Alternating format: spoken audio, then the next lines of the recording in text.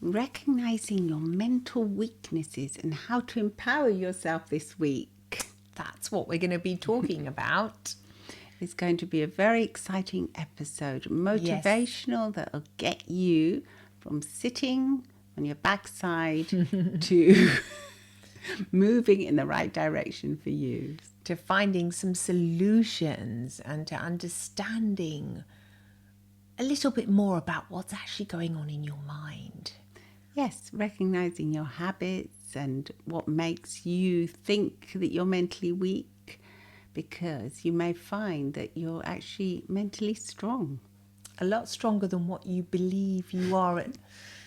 So I think that's what's so exciting. Yes, there are possibilities here, lots of them. So listen in to this week's episode on Get Real with the English Sisters. Mind, health and anxiety. We are therapists and we are here to help you. Yes.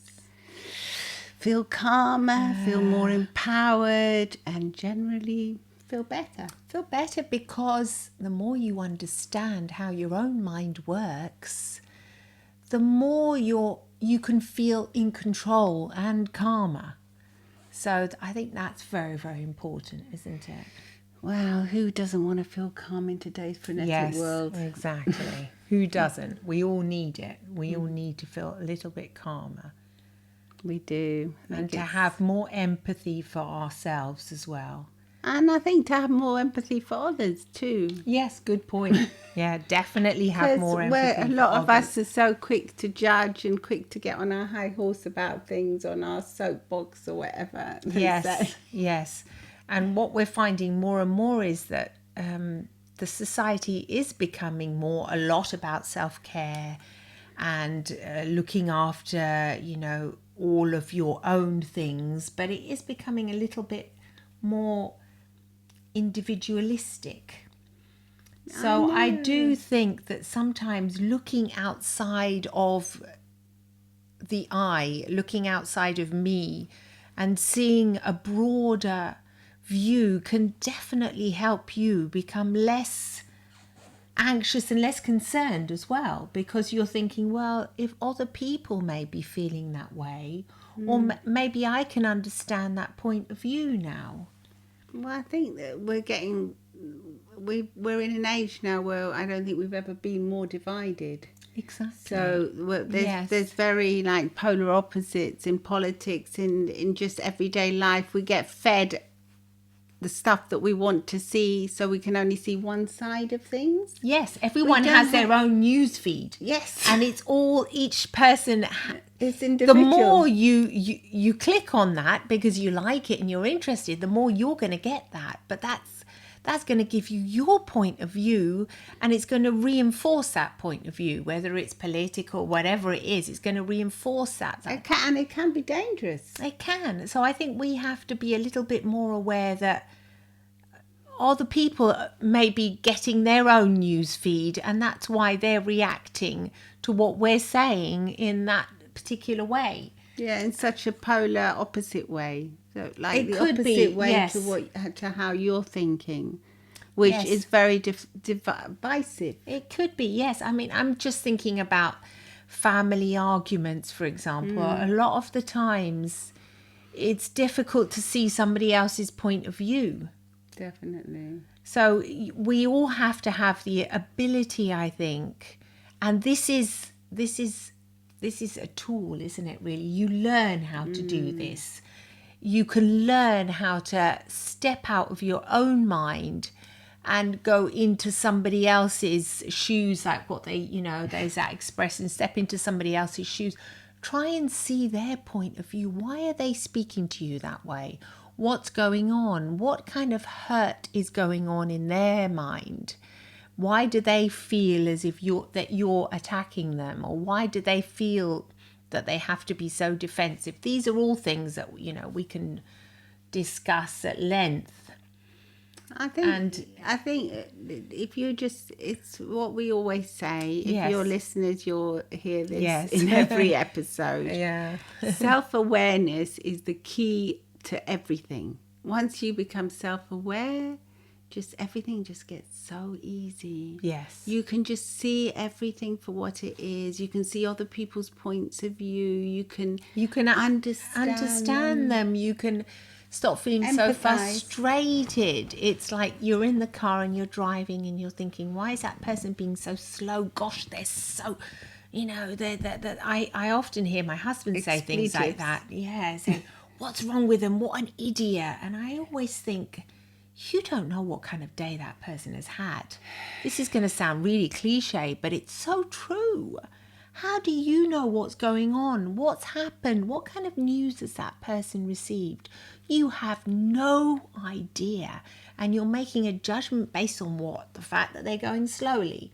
The fact that they didn't speed off because the green light turned on.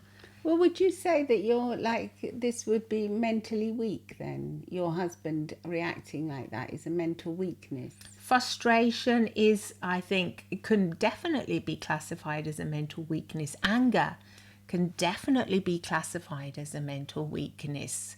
Anger is a normal thing to experience, but if you feel that you're getting over angry and you always feel frustrated and angry about certain situations that perhaps you can see other people cope with in a different way, then you can think, perhaps that might be one of my weaknesses. Yeah. Maybe I could work on that. Maybe I can, like my husband, he listened to me and then he just smiled and he thought, I wish I could see the world the way you see it. And I said, it's something I learned how to do. I learned how to do this. It's a skill. Maybe I am naturally empathetic, but I think 70% is the skill. To learn. It's mastering the skill of stepping out of your own mind and thinking, I don't know what that other person is experiencing. I do have no idea. Let me be respectful of that. And let me try and understand that. And so you learn how to do this. So it's definitely a skill. I do like that. I like the fact that you are respecting that person. Yes, yes. Because I think there's so much disrespect nowadays. Yes, it's so easy to be disrespectful and not to understand and see the other person as a vulnerable human being. And the thing is that I think people that are being disrespectful, they don't actually realise they're being disrespectful. No, it's what you said. If you're not aware of the fact that you do have any mental weaknesses, as we've decided to use that word here, then you're not aware of it. No, you have to become aware of it in the first place. And I think if you have them, you'll probably know, because a lot of the times I get criticised by family members or friends, and they say that you're too kind. You always see the nice, the good side in people. You're too nice. That's their reaction when I say something like that. Like if I say to my husband, "Oh, you don't know who's driving. They might have had a bad day, or they might be really frenetic at the moment because they're stressed out." Yeah. And he says, "Oh, but you're too kind. That's how you see things." So he would consider your kindness to be almost a mental weakness. Yes. From his point of view, obviously, it's all subjective, isn't it? Yes, this is very subjective. It's how you decide to live your life, that kind of life choices that make your life fuller and less filled with stress and anxiety. So that's how you choose to live your life. So for you, it's not. For me as well, it gives me serenity and peace of mind to be kind. And even though I might find some situations frustrating, like in long queues, and I went to the post office the other day, I had to physically go, which I already think, oh, how boring. This is so boring, because you could receive an email and I think, why? But then at the same time, the lady behind the desk, she was picking up her phone every 5 minutes, and there was like 3 or 4 people going, can't she put her bloody phone down? What the hell is she doing? And in my mind, that could have been my first thought. I thought, oh yeah, drag. then I thought, how do I know what she's going on? Maybe she's got this really important message. Maybe she has an elderly parent. Maybe she's got her kids at school.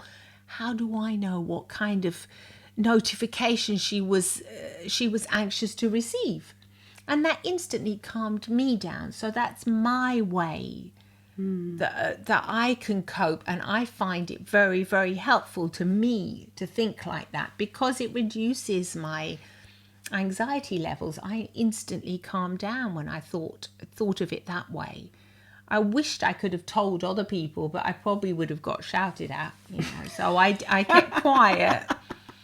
And just by being calm, I think in the end, and sending out a few smiles and calmness to other people, they kind of caught that vibe. Caught the energy, well, there was one lady, energy. she like smiled back, and we just, I thought, let's just chill. In the end, how long has it really been? It has been 30 minutes, but we'll be okay. I think a lot of people as well, I mean, she might have been working, because now you get work emails on your phone. Who knows what she might have been getting notifications about the work she's supposed to be doing at the post office. Yeah, for all we don't know. We don't know exactly. So we don't know. So I think a lot of the time we judge without knowing, and that can also be the signs of getting very frustrated, very angry. That could be something that's definitely worth working on if you're feeling it. Yeah, because these kinds of emotions can be, there's something that's going to limit your life. It stops you from seeing other things, doesn't it? It stops you from actually seeing the world with a different perspective, with a different lens. Well, it definitely stops you, and it definitely makes causes you to feel anger. Kinder and more sympathetic and more empathetic to people's needs. Definitely. I mean, another one is when you're constantly procrastinating. Yes.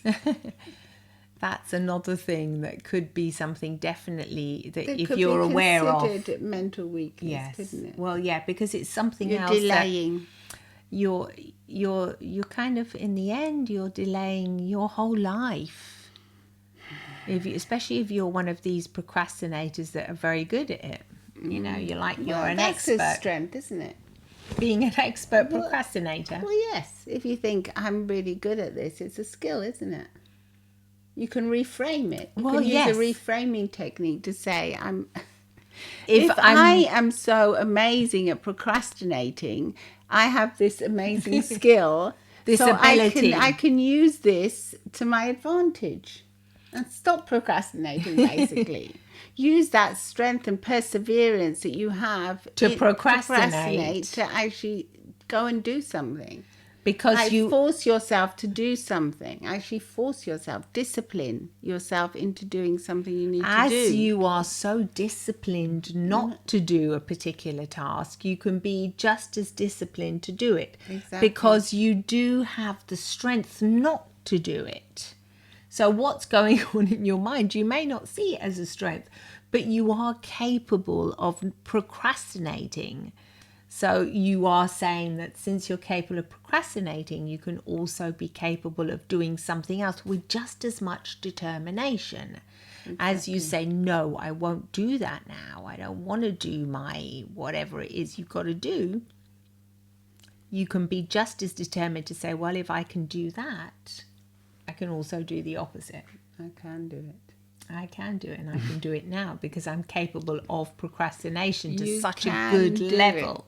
You can do it, and we've done it. We've tried this out. You just do the opposite. Just do the opposite. I don't want to make that phone call. I don't want to book that appointment. Go book it. Make it. Do it.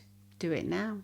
Do it quickly. Yes, everything you think you've been procrastinating. I don't want to. I used to have it with a supermarket. I used to hate going shopping. I mean, now my husband goes.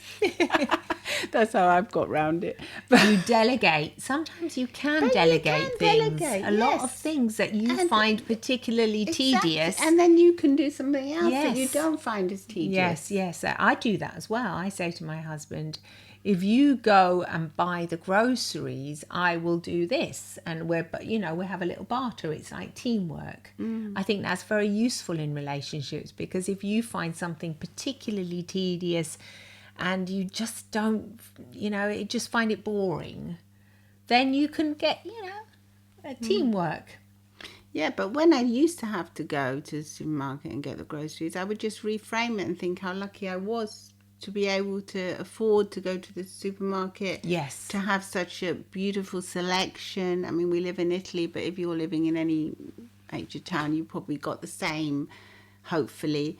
And if you haven't, it's something to appreciate. Whatever you've got, it's something, if you're appreciative, that's a big mental strength, to be appreciative. Oh yes, to be grateful.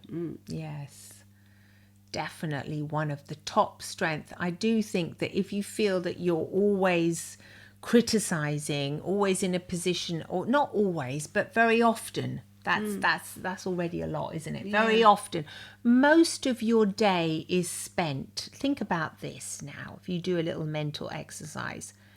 If you think, what are the thoughts that you're having during your day? Are most of them moaning about something or somebody, complaining and moaning and feeling ungrateful for things, criticizing, judging, feeling anger? Think about those things. Is most of my day spent that way? And do you like living like that? How does that make you feel? I think most people say it makes me feel bad, because we know it makes you feel bad. We're therapists, and we've also, whenever we experience these kind of feelings, it doesn't make me feel good to feel like that. No, I quickly turn it around. Yes. I think I'm being judgmental now, or I'm doing this. Don't do it. Stop it. Stop it, yes. Change it around. Yeah. So we use this technique called reframing, which is an actual NLP technique. And it just means that you're like literally changing the frame of what you can see, which is the picture or your life situation. What can you see, and how can you reframe that? So if we put it into practical examples. You can have a positive spin. How can you have a positive spin on that? On whatever it is. So like if you're waiting in traffic or in a queue, the positive spin is that you could discover something new. Because I remember once when I was waiting in traffic, I started looking around and I discovered this lovely little restaurant on the side of the road that I had never seen before. Or if you're waiting in a queue, you might strike up a lovely conversation with someone, and they might live next to you, and you might be able to go to their house for tea or to have a coffee, or you might make a new friendship or a new love interest. We don't know, because just by talking with somebody else, it's that can open possibilities, can't it? Just talking, literally. Or you can just, it's lovely. You can still do that nowadays. Yeah. You can have comfort in it. You can find like you were talking to the gardener the other day, weren't you? Yes. To your gardener, and he was worried because he's buying a car from a different city, and he didn't know whether they were trustworthy or not. And you Googled it for him, and you found out. Yeah. And like he was super grateful and happy and felt comforted, didn't he? He did, yeah, because he spoke to somebody, and I just found out online. Through the reviews. And I thought, well, look, it's got 38,000 reviews. I think you can be calm in thinking this is a trustworthy place for you to go and spend your money. I think you'll be okay. Obviously, you never really, really fully know. But, based on what I could find, I told him. And he was very calmed down by that. So, actually, yes, not forgetting that talking to other people is really good for your psyche and for your mental health as well. So, once again, we're talking about connecting. If you find that you do feel frustrated and angry, and maybe you're living in fear as well. A lot of fear. Yeah. A lot of fear is masked by anger. Yes. And that's something that you can perhaps, if you decide, you can share that with other people, can't you? Well, and you can share, what happens when you're fearful, once you share it with someone, they might say, yeah, I'm fearful of that too. I'm scared of that too. I don't like that. Or I'm scared about this situation. And I feel fear when I do it, but feel the fear and do it anyway, kind of thing. You can face your fears and conquer them. Like my son, he's 25 now, and the other day he came in and he was all looking all miserable. I said, "What's happened?" He goes, "Mum, haven't you heard the news?" And I thought, oh my gosh, the news. This news is 99% is filled with doom and gloom, darling. If you're going to base, look at your face. Look at how stressed out you are. He goes, "Mum, but it's just the news." I mean, I don't know. I go, obviously, if I listen to it and I tune in, I will be affected by it. But if it's out, I can't do anything about this right now. So let's look at where you are now.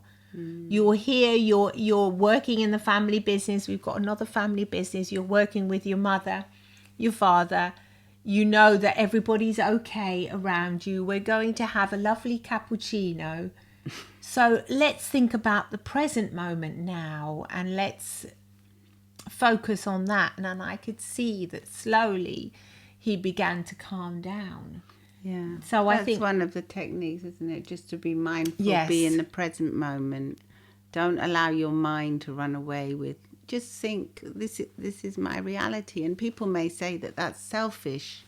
It's selfish to be like that, because that means you don't care about anything that's going on. It doesn't mean you don't care. It means just that means you care too much. Yes, things and that you actually absorb the information and think about it, and they will make you feel ill. And is that going to be helpful to anybody for you to feel ill? No. Is that going to prove a point that you can be empathetic with the whole world and yet shout at the person that's next to you? Because that's what often happens with these situations, that you become so involved in situations you actually can't help or do anything about, that if there's somebody that's just sitting next to you, you don't see them. So what is that telling us? That's a tragedy of That's it. a tragedy. It's a paradox. Yeah. You become completely absorbed in things that are on the other side of the world, or things that you cannot help, and yet the things that you really can help, you become blind to, and you can't see or listen to these people around you.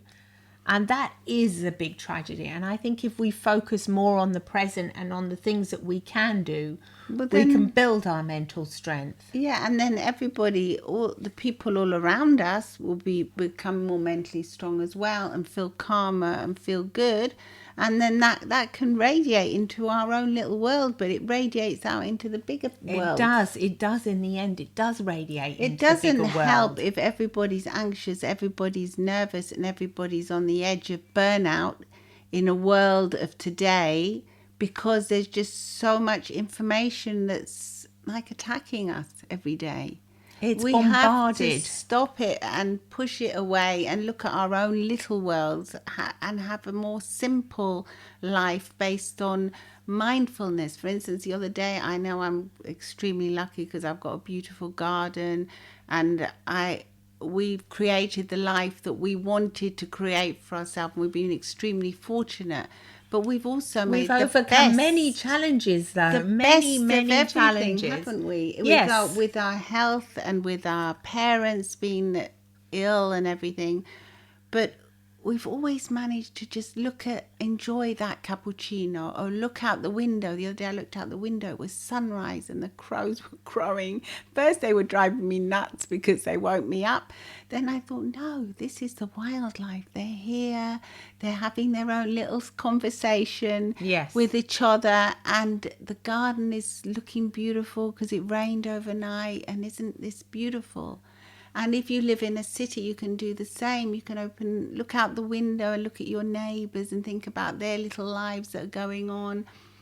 And just be in the present moment. And it is so beautiful when you just stop and nothing else matters. And it's just you and what's around you. And you can connect with others that way.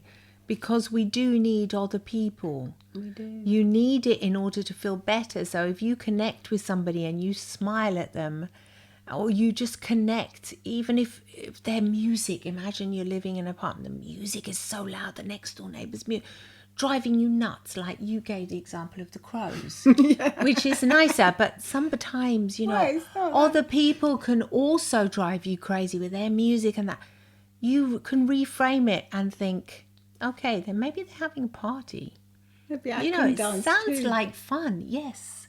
Maybe I can dance too, or I can just enjoy the fact that there are other people enjoying themselves, or just, if anything, become neutral to it and tune into my own thoughts if you can. There are different ways of dealing with this. Your mind can choose. It's funny how we're able to block out things when we want to, isn't it? Yes. So you can focus on that particular noise with all your intent and let it drive you crazy and drive you mad. Or you can decide to, first of all, to understand that noise and become empathetic to it, whatever it is, or just think, oh, they're youngsters, or they're having a party, whatever it is, and go along with it. Or you can decide to tune out and start focusing on other things, and you will have that capacity. You can do that. Mm-hmm. You can tune out as well. And it's you a can skill. also get some noise-cancelling headphones if it gets really bad. If it gets really bad, yes. Because I was just sometimes thinking it was going to be a one-time thing. Obviously, sometimes it just becomes part of you, or you just become used to it. Yeah, do you remember when we went on holiday that time? We went to Barbados and how we couldn't sleep because of the birds. Yeah, I do. The that was a noise beautiful experience. was just so loud. It was Because so loud we for live us. here and we have lots of birds here, but we can't hear them because we've just tuned them out. Yeah, they're European sounds now. They're European European sounds. little birds. But that when tweet. you hear the different sounds, The tropical they were birds. so loud, and I thought I'm never going to be able to sleep here with this I felt loud. that when we first got out of the airport, I thought I could even talk to I couldn't you. hear you. It's so ridiculous because it was only like, how long were we there for? 10 days or something? No, it was like 5 days. Only It was a 5 work days. trip for my husband. Oh, Do you yeah. remember? And we all went along. We all went along with all the kids. Yeah, it was wonderful. Oh, was it only 5 days? God, it felt like it was nothing. It was short, maybe 6 days. Well, I'm so glad we enjoyed it so much. At the time, we had this kind of like time distortion. We did. Yeah. Oh, yeah. I remember. Yeah. That's because our mum, when she passed away, she would always say to us, I don't want you to be sad and gloomy. I want you to go on holiday. I want you to go on holiday. Have an experience. So we thought, okay, if she had any little leftovers, she wasn't rich, but she had a little tiny bit of money left over. And we all decided, all of my family as well, my husband, my 2 children, and all of us went on this Barbados trip just after she had died.